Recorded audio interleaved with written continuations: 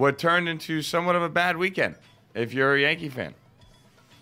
Yeah. We went into it very excited about Saturday. And in his first at-bat of the game, after just 4 pitches, Yankee fans were no longer excited about Saturday. Well, I mean, you really didn't know until a couple innings after they went and did x-rays. But, yeah, Granderson got hit on the wrist, got hit right on that bone. It broke. And he's out until probably the first week of May.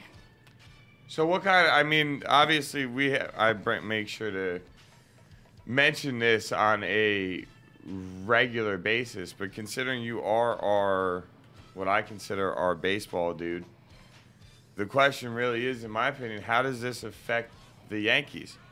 Well, it affects them because it takes away even more power out of the lineup that they lost 100 home runs out of last year. So, I mean, if they were to lose Granderson for a longer period of time, you're losing a guy that is probably one of the best, if not the best power hitter on the Yankees right now.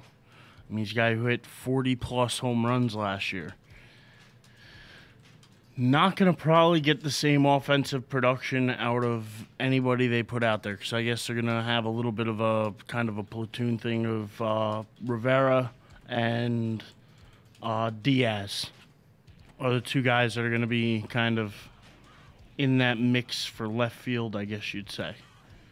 And, yeah, I mean, the Yankees were already planning on, like we talked about on Friday, moving Granderson to center field, or Gardner, to center field. So hopefully defensively that still works out for them. But the first month of the season, they're going to have to get good pitching. They're going to have to get timely hitting. They're going to have to play more small ball than they're used to. If they could do that, they'll be all right.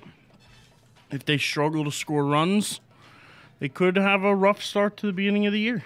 Because that was, the one thing I was thinking was, it's not like you're going into this year thinking that the Yankees' rotation, pitching-wise, is very dominant. You know you got CC, but, it's not like you look at their rotation and say, this is a dominant lineup. So there are going to be games where the Yankees are going to need runs, and they're going to need power, and they're going to need these moments, and losing Granderson, I feel, is going to hurt. He was 42 home runs last year? Yeah. Led the AL, I think, if I'm correct. No, I don't think he was he was in the top 5. I know that. Yeah, I think he was like 3rd. Okay. I think it was behind Adam Dunn and behind Cabrera. Cabrera won the Triple Crown. And Hamilton, maybe. That's a good So point. he might be somewhere 3rd or 4th last year in the AL in home runs. But see, and we got Christina in the chat room. We got Al Money. I know both of them are big Yankee fans. If you guys are interested in sharing with us how you feel about losing Granderson out of the lineup for the first month or so of the season, feel free to share it with us. If you're out there listening and you want to call in, 201-430-2119. We'd love to have you call in, take a phone call on this one if you have any thought or belief in what the Yankees can do or might not be able to do without him. But I saw that happen, and I was just like, that is like such the downfall of your preseason or spring training or whatever you want to call it. The good thing is he had a good attitude about it after it happened. And like he even said, the rest of his body's okay. So it's not like this is a leg or an ankle injury where he's going to have to just sit on a couch and do nothing. He's still going to be able to run. He's going to be able to do everything he could do to keep himself in shape but throw and hit. Yeah. Which is actually a good point to make. He can still shag fly balls. He can still do things. He can still run. He can still get conditioning. So it's not like he's going to be out of shape when he does come back. That's the good part about it. That's actually a very good point to make, is the fact of the matter is, like, look, I may not be able to, bat or work on my fielding, but at the same time, I can still sit here. I can go running. I can work on my lower body and my core, and I can work on areas that, if they're healthy, are very beneficial to what I need to do for the team once I'm able to come back. That's actually a really good point to make, and I think the fact that he's thinking like that is a very good sign of the fact that even this injury is not something. Because, I mean, let's be honest here. With how long the baseball season is, if there was a time for this to happen, you'd rather have it happen now than happen in late August. Well, yeah, you'd rather have it happen now as well because you're at the beginning of spring training. So really, most of what he's missing is spring training. Yeah, so he's only going to miss, what, maybe the first week of the season? No. He's going to miss, like, the first month of the season. Oh, okay, he's going to miss all right. all of April. He's going to come back early May. Okay, so he's only going to miss. Okay, I see what you're trying to say. So, I mean, the injury itself, timing-wise, sucks. Well, no, timing-wise is a positive. The injury itself sucks. But, like Granderson was smart enough to mention, he can keep himself in shape. He's not going to get, like how we were listening to Derek Jeter talk the other day about how he couldn't, this was like the worst offseason he's ever had because he couldn't do anything. He had to sit around. There was only so much he could really do working out-wise. Well, at least Granderson's not in that spot.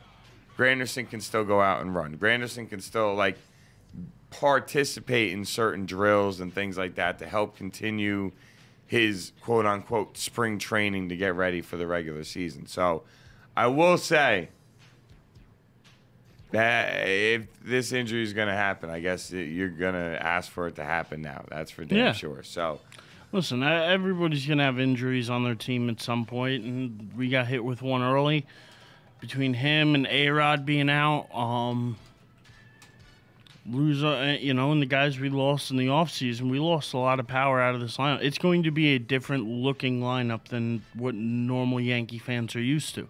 But I don't think that's necessarily a bad thing. People used to say that the Yankees live and died by the long ball. Well, now they don't really have the long ball to live and die by. yeah.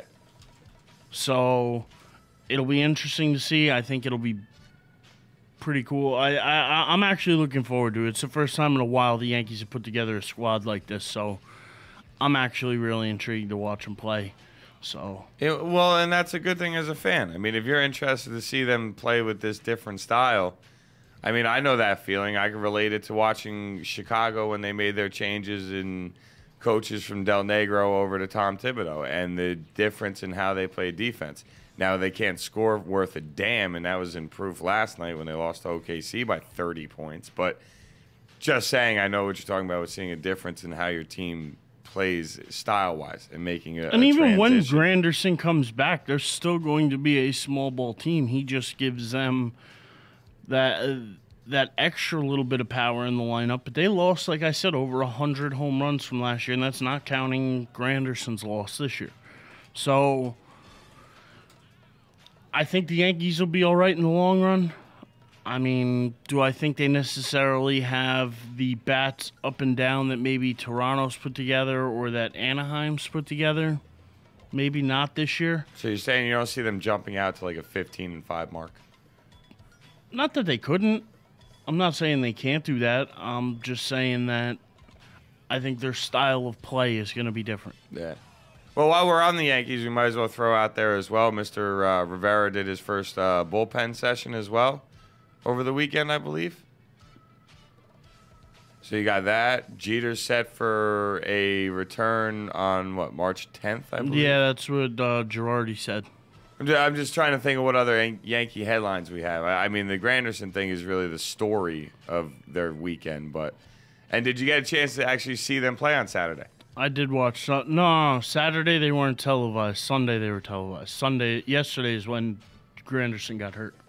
Gotcha. Okay. Not Saturday. So, yeah, I did watch about roughly 4 innings of yesterday's game.